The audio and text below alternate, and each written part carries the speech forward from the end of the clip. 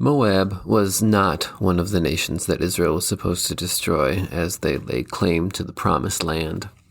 God remembered Lot, despite the scandalous way in which he fathered Moab, from whom the Moabites descended. God had promised him land, and he would keep that promise to his descendants. However, Moab was one of the nations that caused problems for Israel as they moved into the promised land. Moab feared Israel and tried through sorcery and seduction to dissuade them from attacking them. Neither attempt worked out well for Moab. The attempt at seduction worked out horribly for Israel. I assume that Mahlon was keenly aware of that history. Mahlon was from Bethlehem in Judah, and when a famine fell on the land, he left with his parents and his brother. They went to Moab, and they have to have been conflicted about it. Leaving home was a difficult alternative to starvation, and especially difficult considering the historical and religious tension between their people and the people to whom they were going. Neither Mahlon nor his brother were married when they left Israel, and in the years after they left, they came of age and were looking for brides. They found some among the women of Moab, among the descendants of the women who seduced their ancestors, the descendants of the men who tried to curse Israel, the descendants of Lot, who had a divine claim to the land that rescued them from famine. Mahlon married a Moabite woman named Ruth. Ruth is the hero of the story that includes what little we know about her first husband, Mahlon. Mahlon is the plot device that brought Ruth into contact with God's people, and his death sent Ruth back to his hometown with his mother to become an ancestor of King David, King Solomon, and King Jesus. But this story being real history, Mahlon was also a real person, a plot device to us, but a flesh and blood human being to himself, and to his widowed mother, and to the bride he widowed. How did he feel about leaving home? How did his father's death hit him? How did he feel about marrying a Moabite? How did he die? We don't know. Or do we? How did he feel about leaving home? How could he not have felt terrible about it? Forced to leave by famine and forced to go to a land that he could not lay claim to because of God's expressly stated will. Forced into exile. Who wants that? How did his father's death hit him? How could it not have been terrible? They left Bethlehem to save their lives, but it didn't work. And now he would have to care for his mother. Let's assume he loved her and wanted to, but it can't have been easy. It's often harder to take care of someone you care about. It's hard to take care of someone accustomed to taking care of you.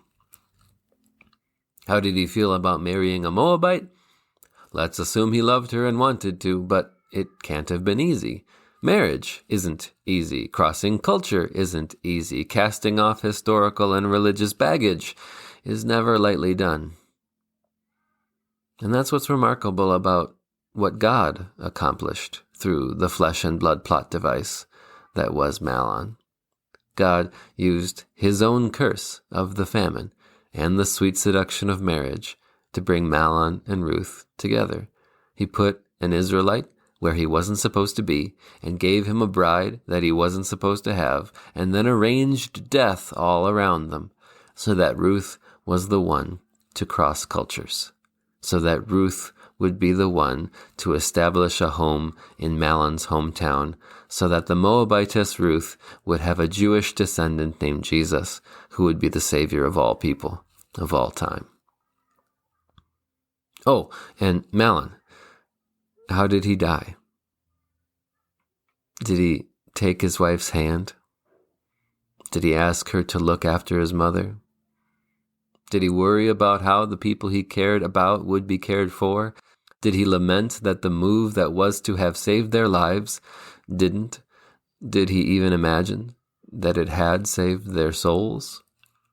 Did he know that God doesn't attempt anything, that he only succeeds, that he disciplines in love, that he shows mercy in love, that he remembers Lot and Mahlon and Ruth and everyone, that he forgets no one, and that he saves everyone, and that he does it through the child Mahlon failed to give Ruth, through the life that Mahlon failed to live, through a people who fail. In a world of failure was Mahlon's last thought about how God only succeeds.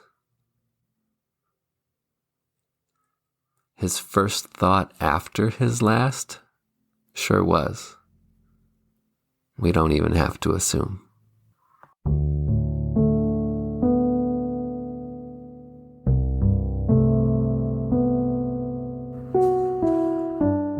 You and I are dust and breath, loved by God, bought by Jesus. This podcast is written and produced by me, Ethan Cherney, a pastor at Bethel Lutheran Church in Menasha, Wisconsin, member of the Wisconsin Evangelical Lutheran Synod. Outro music arranged and performed by Mr. Peter Shawy, who is like a willow by abundant water. Keep in touch. Reach out to us on Twitter or Facebook at Dust and Breath Pod, or send an email to dustandbreathpod@gmail.com. Or you could write us a review, recommend a episode to somebody else. That's the only way other people find out about the show. Now go, do what God called you to do, be who God made you to be, see what God can do with dust and breath and faith in Jesus, his Son.